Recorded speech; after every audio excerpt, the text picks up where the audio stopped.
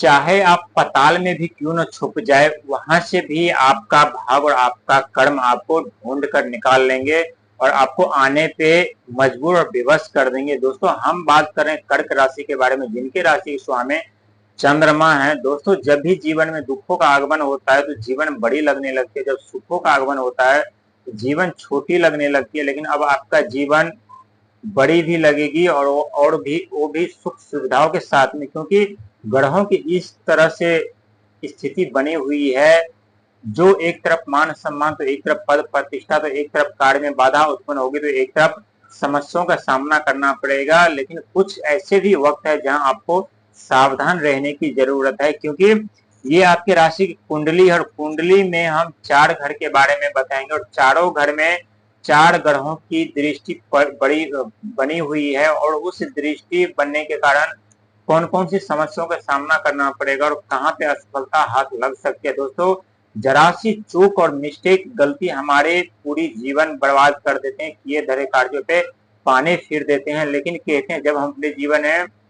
सही सोच से सही निर्णय लेकर के आगे बढ़ते हैं तो जरूर हमें सफलता मिलती है और हम कामयाब हो पाते हैं। और कुछ स्थिति ऐसे ही बनी हुई है जहां आपके 9वें घर पे शनि महाराज की दृष्टि बनी हुई है, दूसरे घर पे केतु महाराज की दृष्टि यानी धन के घर पे केतु महाराज की दृष्टि, प्रथम घर पे जो है देवगुरु बृहस्पति का आगमन होने जा रहा है, वहीं 8वें घर पे यानी राहु की दृष्टि, जो कि राहु महाराज एक मायावी ग्रह माने जाते हैं। जब भी व्यक्ति के ऊपर उनकी शुभ दृष्टि पड़ती है तो उनके सोच विचार धन दौलत मान सम्मान पद प्रतिष्ठा रातों रात बदल जाते हैं, रातों रात उनकी किस्मत बदल जाती है, रातों रात धनवान बन जाते हैं। लेकिन सबसे चिंताजनक बात यह है कि ये 8वां घर है और 8वां घर जो होता है गुप्त ज्ञान का होता है, गुप्त धन का होता है, गुप्त संचार का होता है, गुप्त शत्रु का होता है। यहाँ पे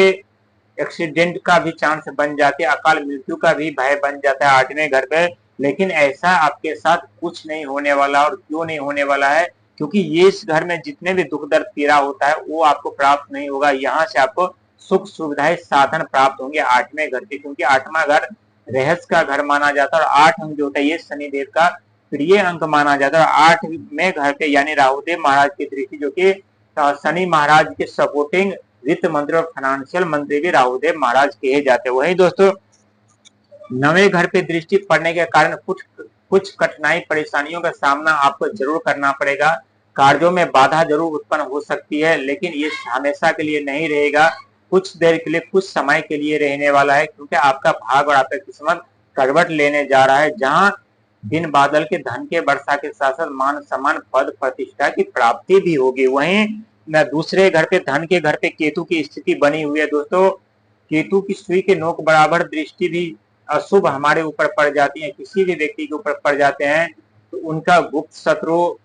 उत्पन्न हो जाते हैं, रोग ऋण कष्ट पीड़ा में व्यक्ति उनका जीवन व्यतीत होता है। और केतु महाराज रोग ऋण सेवा सत्कार लोभ मोह दया धर्म के कारक माने जाते हैं। दूसरे घर पे धन के घर पे केतु की दृष्टि बढ़ने के कारण आप अभी जितना संघर्ष मेहनत प्रयास करेंगे उतनी ही आपको सफलता मिलेगी, उतनी ही अपने जीवन में आगे बढ़ते हुए नजर आएंगे। लेकिन हम बात करते कुछ सावधानी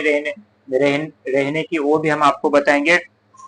वहीं प्रथम घर पे यानी देवगुरु बृहस्पति की दृष्टि, दोस्तों देवगुरु बृहस्पति की दृष्टि जिस तरह से गंगा जल पवित्र और शुद्ध होते हैं उसी तरह से देवगुरु बृहस्पति की दृष्टि शुद्ध और पवित्र होते हैं। जिस स्थान पे बैठते हैं वहां से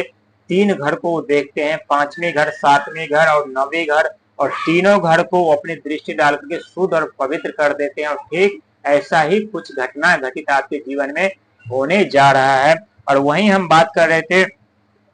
सावधानियां की, तो ये इस वक्त थोड़ा आपको सावधान रहने की जरूरत है, क्योंकि राहु की दृष्टि 8वें घर पे बनी हुई है, जो राहु महाराज मायावी ग्रह होने के साथ साथ गुप्त तरीके से व्यक्ति का को सफल बनाते हैं, गुप्त तरीके से धन संपदा मान सम्मान पद प्रतिष्ठा देते हैं, तो वही गुप्त तरीके से रोग ऋण के दलदल में फंसा देते हैं, गुप्त तरीके से उनके जीवन बर्बाद कर देते हैं, गुप्त तरीके से उनके जीवन में दुख दर्द समस्या समाधान भी उत्पन्न कर देते हैं। लेकिन कहते हैं दोस्तों, जब भी जीवन में कुछ बड़ा परिवर्तन होने वाला होता है तो उससे पहले ही हमें कुछ अनुभव और संकेत मिल जाते हैं, लेकिन उस अनुभव और संकेत पे हम गौर करके आगे बढ़ते हैं तो कुछ ना कुछ राहत हमें जरूर मिलती है, जरूर हम अपने जीवन में सफलता पाते और कामयाब हो पाते। और कुछ ऐसे ही आपके कुंडली में स्थिति बनी हुई है, यानी चारों के चारों ग्रह आपको सफलता दिलाने के लिए खड़े हैं। बस आपकी कमी है, और कमी ये है कि आप